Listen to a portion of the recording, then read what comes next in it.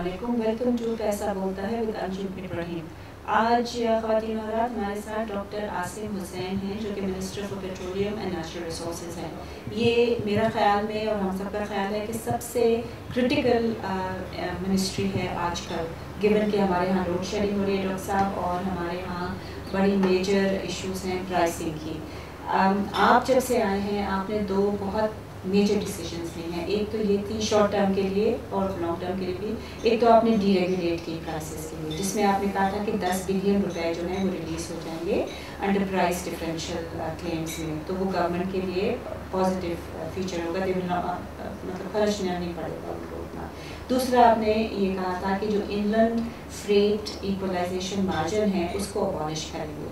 تو D regulation تو چند وہ تو ہو چکی ہے سر، بٹ انلینڈ فریٹ ایکولائزیشن مارجن میں ابھی تک اگریمنٹ نہیں ہوئی ہے، اس کے بارے میں اگر آپ کچھ کہنا چاہیں۔ جی ہاں، اس کے بارے میں آپ کو یہ کہنا چاہوں گا کہ ہم نے ڈی ریگولیشن سب پروڈکٹس کی کر دی ہے ایکسیپٹ ڈیزل، اور اس سے حکومت کو 10 بلین تو انہوں نے بجٹ میں رکھا تھا، لیکن میں سمجھتا ہوں کہ جس طرح سے یہ ہماری ریکوائرمنٹ بڑھ رہی ہے، this year it would have ended up in more than 12 billion۔ تو ایک تو یہ ہماری نیٹ سیونگ ہوئی ہے جو 12 بلین کی ہم نے کی ہے۔ دوسری چیز جو اس کے اندر آپ نے آئی سی ایم کی بات کی، اصل میں at some point in time when the previous governments took a decision to privatize PSO، تو انہوں نے کیا کیا کہ انہوں نے 29 اسٹوریجز تھی، 29 اسٹوریجز سے کم کر کے انہوں نے اس کو 13 اسٹوریجز کر دی۔ پچھلے دنوں جو آپ نے شارٹ فال دیکھی اور petroleum products were not available، تو ہمارے پاس اسٹوریجز جب میں نے اسٹڈی کیا تو کم تھی۔ اس مہینے میں نے 4 اسٹوریجز اور کھلوائی ہیں جو بند پڑی تھی، ڈفرینٹ پنجاب ڈفرینٹ ایریاز پہ تھے۔ اور دوسری بات آپ نے کنسنسس کی کہ کچھ کنسنسس فارمولا نہیں بنتا، تو جب تک ہم آئی پی ایم کو کمپلیٹلی ڈی ریگولیٹ نہیں کر پائیں گے، اور اس کے اندر بہت ہی لوپ ہول رہ جائیں گے، ہیپیزرڈ ہو جائے گا، اور پرائس ڈفرینشیل بہت زیادہ ہو جائے گا۔ تو we are looking at ways and means after building storages کہ اس کو ہم کیسے کنٹرول کریں، کیونکہ بہرحال پرائس کنٹرول، ایک اپر کیپ پرائس کنٹرول ہونا چاہیے۔ یہ وہ بھی آپ نے مینشن کیا تھا پہلے کہ وہ ہوگا تاکہ اینڈ یوزرز جو ہیں ان کی وہ ہم نے ابھی تو ڈیفائن کیا ہے ایز امپورٹ پیرٹی، لیکن اس میں آئی پی ایم شامل ہے، لیکن ہم ابھی اسٹڈی کر رہے ہیں کہ اس کو کیسے امپلیمنٹ کریں، کہ کیونکہ ظاہر ہے اگر آئی پی ایم ختم کیا تو there will be 2 or 3 pricing mechanism different areas میں ڈفرینٹ پرائسز ہوں۔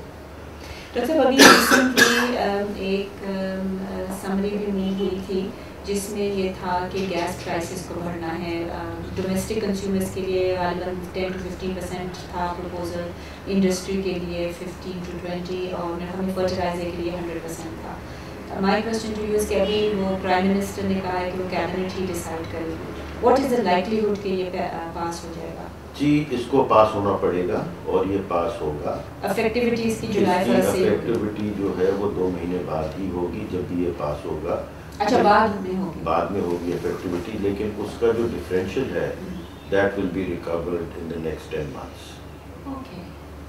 لیکن اس کے اندر میں آپ کو یہ 2-3 چیزیں بتاتا چلوں کہ ایک چیز تو یہ ہے کہ ہم نے جو لائف لائن کنزیومرز ہیں 0 to 100 ان کو ہم کوئی انکریز بالکل نہیں دے رہے، اور بلکہ ان کے 50 یونٹس جو ہیں ایکسٹرا کر دیے ہیں، 150 تک کر دیے ہیں، لیکن وہ 50 یونٹس جو ہیں اگر 0 to 100 والا استعمال کرتا ہے تو he will be charge for same as جو 300 یونٹس تک ہے۔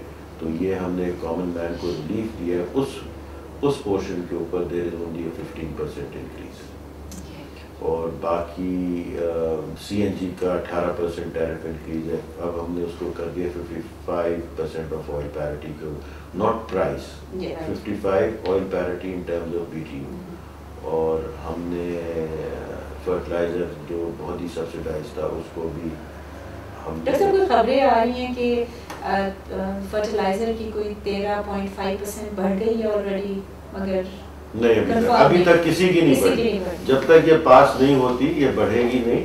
لیکن ایک چیز آئی ایم ویری کلیئر کہ یہ جو 2 مہینے کا ہوا یہ ڈفرینشیل جو بھی ہے یہ سکسیسو منتھ میں ریکور کیا جائے گا from the consumers. Economically these are sound policies.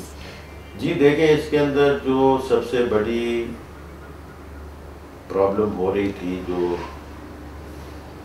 ایک حکومت کے اوپر بہت بڑا برڈن تھا اور جو کہ فیڈرل ایکسچیکر سے آتی تھی وہ یہ تھا کہ اس کے اندر کوئی کمپوننٹ انفراسٹرکچر ڈیولپمنٹ کا نہیں تھا اور جس کی وجہ سے فیڈرل گورنمنٹ سے گرانٹ آتی تھی اور پھر وہ انفراسٹرکچر ڈیولپ ہوتا تھا. لیکن اب ہم نے یہ دیکھا ہے جیسے LNG آئی کی پائپ لائن آئی تو these are heavy expenditure. And you need money. Dr. Aftab, this is very interesting point. I will come back to you immediately after the break. Thank you. Ek break lete hain.